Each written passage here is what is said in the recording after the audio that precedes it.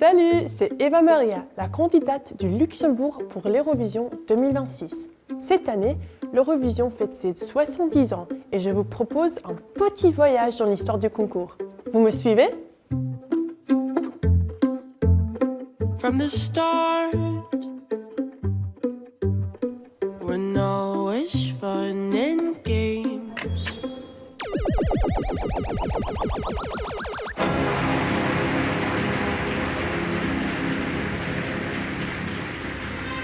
Je suis une poupée de cire, une poupée de sang.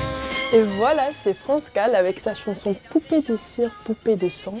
Elle était le deuxième gagnante de l'Eurovision pour Luxembourg et je pense qu'elle avait 17 ans et c'est 3 de moins que moi.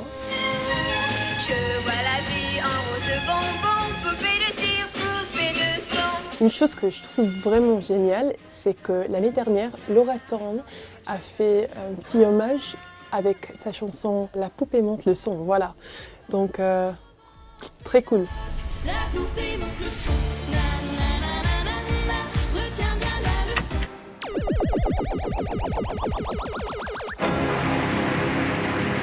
Donc là, on est au début des années 70 et il se passe un truc étonnant.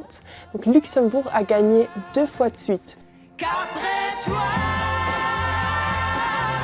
je ne pourrai plus vivre. Avec Vicky Leandros en 72, avec Après toi.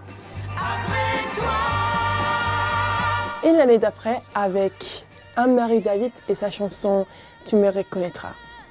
tu verras, tu te reconnaîtras. Et un truc marrant, c'est que mon groupe préféré, ABBA, a gagné l'année d'après. Donc voilà, c'est pretty cool, pretty cool. Finally facing my warning.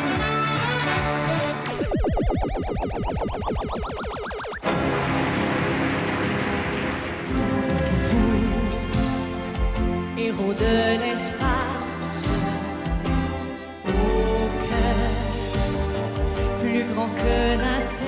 En 1988, Céline Dion a gagné avec sa chanson Ne partez pas sans moi. Elle avait 20 ans quand elle a gagné. C'est la même âge que moi.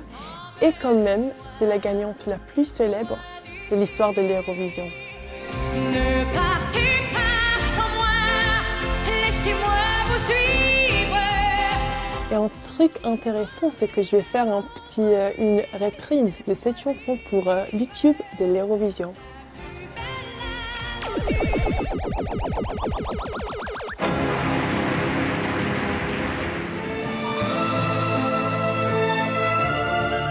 En 1995, Secret Garden, ils ont gagné avec sa chanson Nocturne pour Norvège. Et un truc que je trouve vraiment cool, c'est que c'est la chanson le plus instrumentale de l'histoire de l'Eurovision. Il y avait juste 24 mots dans les paroles de la chanson. La Dagenfall, sin ville nå, og natten vil våke.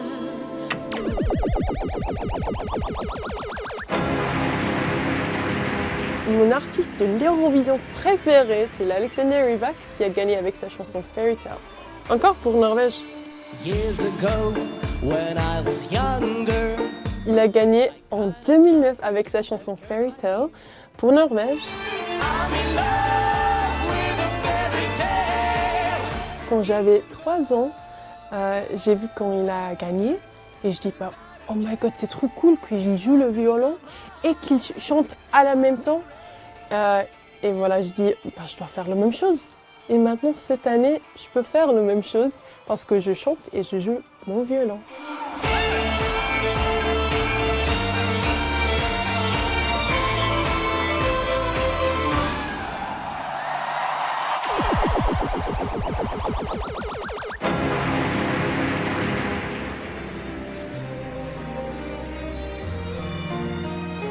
Meu bem, ouve as minhas preces.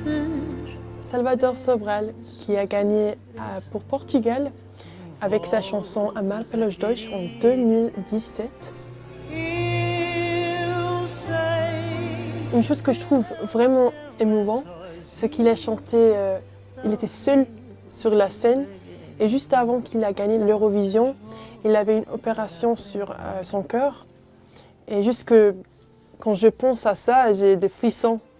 Ouais, c'est très émouvant. Voilà. Pode amar pelos dois.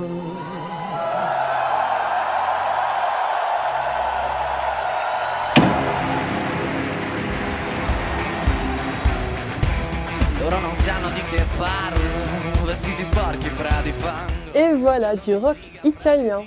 Une chanson qui n'est pas typique pour l'Eurovision, c'était Maneskin. Ils ont gagné à 2021 avec sa chanson Zitti e Buoni. Sono fuori di testa, ma diverso da loro, J'aime l'authenticité, j'aime l'énergie. ma diversa da loro. Je sais pas, peut-être dans la future, je vais faire une chanson rock aussi, mais on va voir. Noi siamo diversi da loro. Voilà, retour en 2026. Rendez-vous le jeudi 14 mai pour la demi-finale à Vienne. Ciao, ciao!